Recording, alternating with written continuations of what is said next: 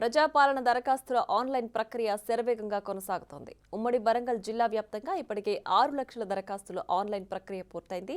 జిల్లా అధికారుల పర్యవేక్షణలో ఆన్లైన్ నమోదు జరుగుతోందంటున్న గ్రేటర్ వరంగల్ డిప్యూటీ కమిషనర్ రవీందర్తో మా ప్రతినిధి వేణు ఫేస్ టు ఫేస్.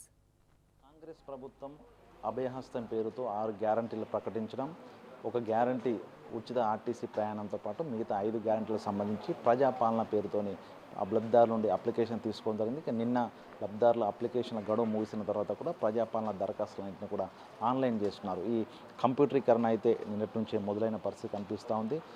వివిధ సెంటర్ల లోపల ప్రతి జిల్లాలకు సంబంధించినటువంటి ఈ ఆన్లైన్ కంప్యూటరీకరణ కూడా దగ్గరుండి అధికారులు పర్యవేక్షించిన పరిస్థితి కనిపిస్తూ ఉంది. అసలు ఈ ఆన్లైనీకరణ అనేది ఎట్లా జరుగుతుంది, ఎట్లా ఉంది, అసలు ఎంట్రీ లోపల ఏమైనా ప్రాబ్లమ్స్ వస్తున్నాయా, ఏ విధంగా ఉంది అని తెలుసుకోవడానికి మనతో హన్మకొండ గ్రేటర్ వరంగల్ సంబంధించిన డిప్యూటీ కమిషనర్ రవీంద్ర గారు మనతో ఉన్నారు. ఒకసారి వారితో మాట్లాడదాం. అసలు దీనికి సంబంధించినటువంటి డేటా ఎంట్రీ ఏ విధంగా కొనసాగుతుంది, ఏ విధంగా స్పందన ఉంది, అసలు ఎంత లోపల ఈ పూర్తయ్యే అవకాశం కనిపిస్తుంది, ఎందుకంటే అధికారులు గడువు కూడా విధించారు 17 లోపే రావాలని చెప్పి. దానికి సంబంధించి రవీంద్ర గారు మాట్లాడదాం. సార్ నమస్తే. ఈ ప్రజాపాలన సంబంధించి అభయహస్తం దరఖాస్తుల కంప్యూటరీకరణ జరుగుతుంది, అసలు ఎట్లా జరుగుతుంది, దీనిలో ఏమైనా సమస్యలు ఉన్నాయా, నిజంగా సాఫీగా జరుగుతుందా, ఎన్ని రోజులు పట్టే అవకాశం ఉంది? సమస్యలు ఏం లేవు, సాఫీగా సాగుతుంది. మేము 5వ తేదీ మధ్యాహ్నం నుంచే ఈ డేటా ఎంట్రీ స్టార్ట్ చేయడం జరిగింది. ఇందులో ఎంట్రీ చేసేటువంటి ప్రతి ఆపరేటర్కి సంబంధించి ఒక లింక్ ఇస్తున్నాము. అతని పేరు మీదగానే యూజర్ నేము, పాస్వర్డ్ వస్తాయి. వాటి ద్వారా మేము ఈ అభయహస్తం ఎంట్రీని పకడ్బందీగా చేస్తున్నాం.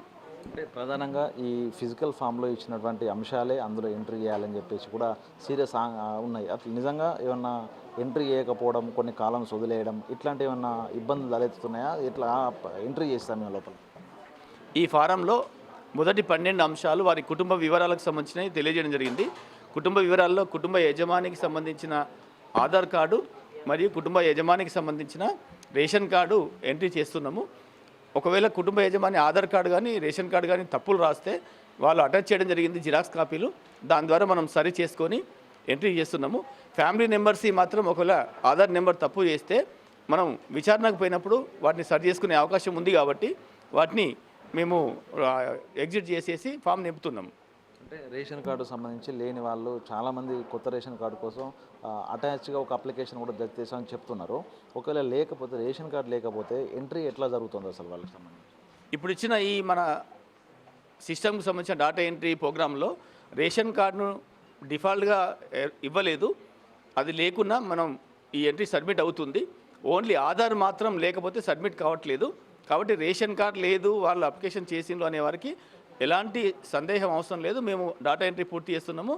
తర్వాత ఎలిజిబుల్ క్రైటీరియా చెక్ చేయడం జరుగుతుంది. అంటే అప్లికేషన్లో ఫిలప్ చేసినప్పుడు కొంతమంది చివరి నిమిషంలో వచ్చి కొన్ని తప్పులు కూడా చేసిన పరిస్థితులు ఉన్నాయి. ఒకవేళ ఇలా కనుక తప్పులు ఫిలప్ చేసి ఉంటే నెక్స్ట్ రెక్టిఫై చేయడానికి ఏమన్నా ఇందులో సాధ్యమవుతుందా? ఫీల్డ్ వెరిఫికేషన్ అప్పుడే సాధ్యమవుతుంది. అసలు ఎట్లా తప్పులు ఉంటే దాన్ని ఎట్లా సరి చేస్తారు? ఇతర అభయహస్తం గ్యారంటీ పథకానికి సంబంధించినటువంటి ఎంపిక చేసేటప్పుడు ఏదైనా తప్పు జరిగితే ఫీల్డ్ వెరిఫికేషన్లో మాత్రమే చెక్ చేసే అవకాశం ఉంది. ప్రస్తుతం వారి ఇంటి నెంబరు, మనం ఇంటి గ్యాస్ నెంబర్ అడిగాము, కొంతమంది గ్యాస్ నెంబర్ వేయలేదు. దాన్ని మనం రెక్టిఫై చేసే అవకాశము విచారణకు పోయినప్పుడు మాత్రమే ఉంటుంది. ఇంకోటి, ఈ 17 లోపే అన్ని పూర్తి చేయాలని చెప్పి కూడా ప్రభుత్వం నుంచి ఆదేశాలున్నాయి. ఆ లోపు కంప్లీట్ అవుతుందా? ఒకవేళ ఆలస్యమయ్యే అవకాశం ఉంది?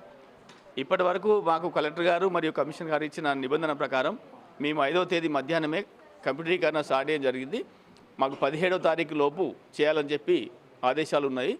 ఇప్పటి వరకు హన్మకొండ జిల్లాకు సంబంధించినటువంటి ఈ ఫామ్లన్నింటినీ కూడా మేము 14 లోపే పూర్తి చేయడం కోసం యాక్షన్ ప్లాన్ తయారు చేసుకొని సిడిసి మరియు వాగ్దేవి కళాశాలలో ఈ ఎంట్రీని దాదాపుగా 300 మందితో చేయిస్తున్నాం. ఈ ఎంట్రీ సంబంధించి పై అధికారుల పర్యవేక్షణ ఉందంటారా? ఓన్లీ అసలు ఎట్లా ఉంది అధికారుల సూపర్విజన్? ప్రతి క్షణం కలెక్టర్ గారు మరియు అడిషనల్ కలెక్టర్ గారు, అసిస్టెంట్ కలెక్టర్ గారు, కమిషనర్ గారు, 2 డీసీలు, 34 మంది సూపర్వైజర్ ఆఫీసర్లు, 14 మంది హయ్యర్ ఆఫీసర్స్ మొత్తం కూడా పర్యవేక్షణ చేస్తున్నారు.